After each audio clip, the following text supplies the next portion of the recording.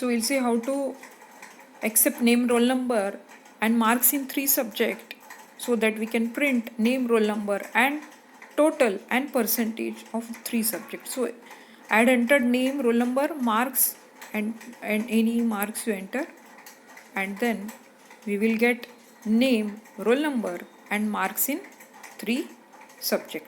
So this is a code here, this is code. So this is a total, and below is percentage formula, and I had accepted 3 numbers. Every C file should be saved by any name you can give, but give extension as .c. So any name you can give. Suppose I am writing cal.c. So this is the output.